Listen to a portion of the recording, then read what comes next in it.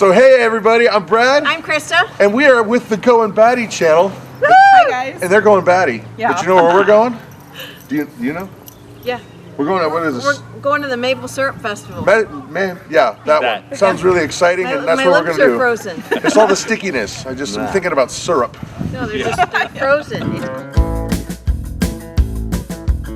Yes, it's true. Our vlog is engaged. Vlog on. So yeah, yesterday, which is the day you saw us in the van just a few moments ago. Right. We were on our way to something glorious. Oh, it was so much fun. It was a lot of fun, actually. Yeah. It was the Maple Syrup Festival in Oxford, Ohio. Yeah. What's the good word, son? It's cold. It's cold.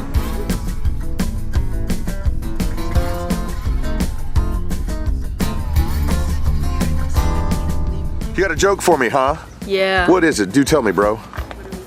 I know a train has been through here. How do you know a train's been through here? Because it left its tracks.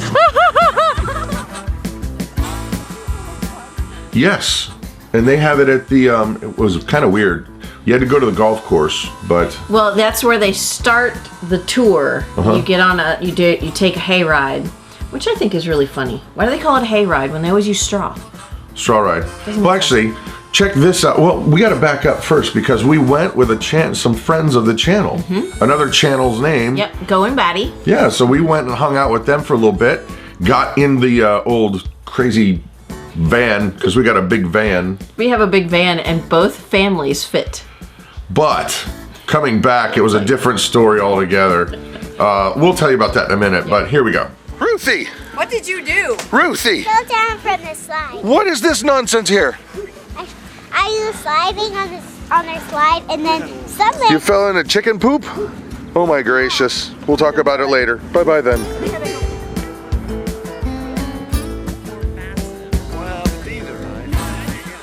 So yeah, actually driving up there took us about 45 minutes-ish, but it was a gorgeous drive. And we drove through Miami University, which was, they had a lot of cool buildings, but I'll tell you what, it was very, well, disheartening. It seemed like there were, well, a plethora of children who were being unbehaved. Let's just say that the amount of red Solo cups I saw within a quarter mile going through there was astounding. Well, yeah, and they scream, "Save the Earth!" And there's trash everywhere. There was garbage It was everywhere. ridiculous. This bunch of hypocritical snowflakes. Well, I'm not gonna go there right now, but Mama, Where's my safe space? I need safe space.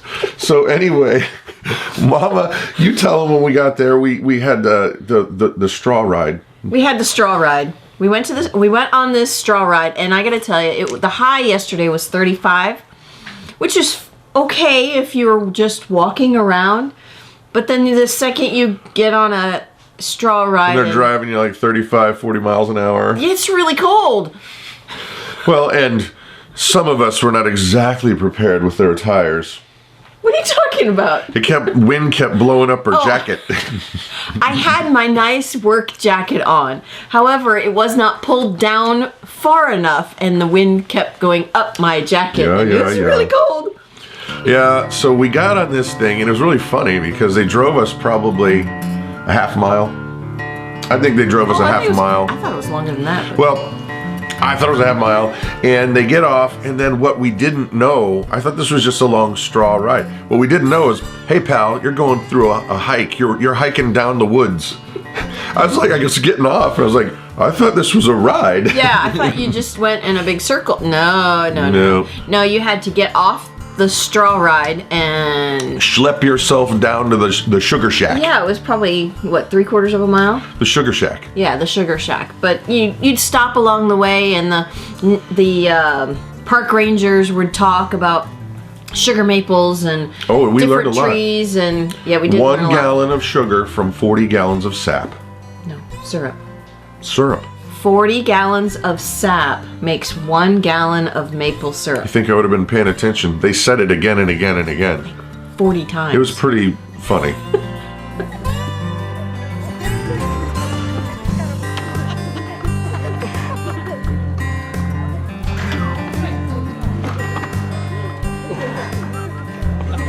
So we finally get down to the sugar shack. And we see this evaporator was humongous. No, I was just thinking of Sugar Shack is all. Oh, okay. So the evaporator that they had was what, 12 feet long? Mm-hmm. It was amazing. Had to be. Really, really neat. Steamy in that room. Steamy. It was very steamy. Moist. Verklempt. It was in there. It was sticky, sugary. Smelled good. What? Such a goob. So this dude's telling us all about, you know, how they make it and how to adjust the flame and all he was wondering was it a Glock or a Ruger? He was armed. He was not going to let anybody get into that sugar. Period. End of story. Exclamation point. This dude was loaded up. It's funny because he's got his little paddle thing and he's messing with the sugar and he's messing with the stuff and the things and he's got like taser, Glock, whatever, and then like the pepper spray, and he's not even a police officer. No, he works for the state park. He was wearing almost body armor. I'm like, ain't nobody getting into the sugar shack. That's for sure. He's gonna come and steal all the maple syrup. Oh my gracious! But after the sugar shack, they kind of brought you around and you got a little sample. What did you think of it? Well, I'm not a fan of maple syrup. I don't really care for it. So, look at who's high and mighty now.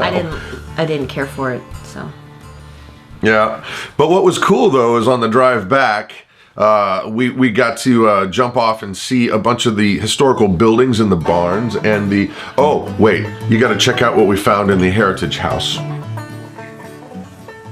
So we're here in the historical heritage house of the sugar thing that we're at, and I'd like to show you, this is a portable organ. It says that it's really old, and we're gonna come on and check this out. This is amazing.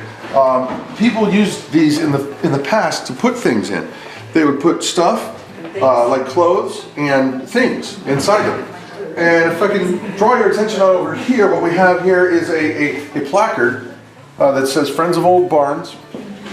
And this is really, really special. I'm going to show you this. They, in the former days, in the days of yore, they had these things that when one person would want to communicate with another person with tangible paper, they would use this device, and this is classic. It's actually called a fax machine. Right over here. This is amazing technology, people. I can't believe how far we've come. Thank you, Heritage House. There was this great big barn, really, really beautiful barn. Well kept. Well kept, well made, had tons of tools and implements from 150 years ago. There was this mallet that was, no joke, it was like this. Splayed out. Yeah, but it was a tree that they just took a piece of a tree and put this metal banding around it. It was really, really neat. I thought that was a really cool thing. They had different snow sleds. Yes. There was like a double seater where it had the steering, and there was a single ride, and that was really cool. But there was somewhat of a throwback to the Amish folk. Yeah. Here, just check it out.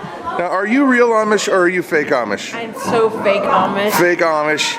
Yes. No, I'm somewhat authentic Amish. Somewhat slightly removed Amish? Yes. All right. Now, I don't specifically know what fake Amish means, but it keeps coming up in our chats, and we just kind of went with it. So if somebody wants to email me or message or type or whatever, let us know, because I don't know. We were just kind of following suit. Right. So then we get back, and we went back to the Goin' Batty Chalet. The Hoopty. No, that's a car. The Hoopty's a car. Yeah, sled. That's, the urban culture.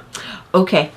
So we went back to their house and hung out for a while, just chatted and just had a good time. The kids played football and soccer outside in the backyard, and we got to see their chicken tractor. Setup. Oh man. But you like their little mini chicken area. Oh my gosh, did you get some footage of that? I did. Oh good. They have a really cool chicken brooder that they just used one of their old metal shelves and just enclosed it, put a light in. It's really sideways. Really cool. It was rock and roll. It's rock and roll. This is the Kevin special. Kevin special. Yep. This is Goin' Batty at its finest. This is everything. Redneck engineering. Redneck engineering. Oh, well, you can't do much. I can't do many projects without wire ties. Oh, yeah, zip ties. Come on, man. They Come on. do everything, right? So we made this. It's too big. It's hard to get to the. Hello, ladies. How are you doing? So, and you know what I think is the coolest about it is that's what they had on hand. They didn't go out and spend a bunch of money. Nope. They watched a bunch of different channels, YouTube. Hey, this is how I did it. This is how I did it. And they're like, Well, we have this stuff, so Let's make it. Let's put it together. Yeah. So all in all, you know, this is something I did want to say because a lot of you guys that watch the videos sometimes are not on our live streams. And live stream, we do one on Sunday nights at 7 o'clock Eastern. And one of the things that is kind of a theme is community. The reason why we even do this, guys, the reason why we even set up the Homestead Network is just because we want to build community. Yep. And there's a lot of folks who don't know how to grow anything. They don't know how to make stuff. They couldn't bake bread if they think, you know, chicken comes from a piece of plastic and the stuff and the things at the grocery store. And so here's the thing.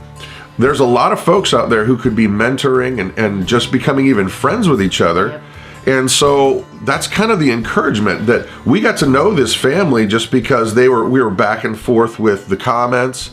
And then when we figured out, hey, this family's not raging crazy. Well, and they live pretty close, so So it was like, hey, let's see if we can meet them, and it was really cool. And now we've got some friends that we would not have had. Right. And so the encouragement is to you guys out there. I know it's a little scary sometimes to reach out, but when you do, if you're being wise about it and careful about it, you can end up with a new set of friends and then a new mentor and then back and forth, and everybody's strengthened in the process. Well, and you know, the cool thing, another cool thing about this is both of our families are homeschooling families, and have a lot of kids. And they're all about the same age, and they all get along fantastically. I love that. So don't be afraid to kind of be carefully reaching out to some people, but I would challenge you to try and do that because we need to share these skills that are kind of going away. All of these things on how to make it, how to do it for cheap, how to do it recycled, basic things, how to make butter, how to milk a cow. Yep. All that kind of stuff. So anyway, there's the encouragement, and we hope you guys have liked the video. If you do, please don't forget to share it. It really does help our family out, and then check that subscribe button. So I'm done. Are you? Okay. You done? Yeah. We're good? We're good. All right, so that's Christa. I'm Brad, and that's Brad. I'm Brad, and that's Christa. Yeah, we got it. So You have an amazing day. we're going to church. See you later. See ya. Now, you like syrup? You like it on your pancakes? Well, what else do you like it on? I like it on what they call Mama? Waffles. Waffles, and also, do you ever put it in your cereal? Ew.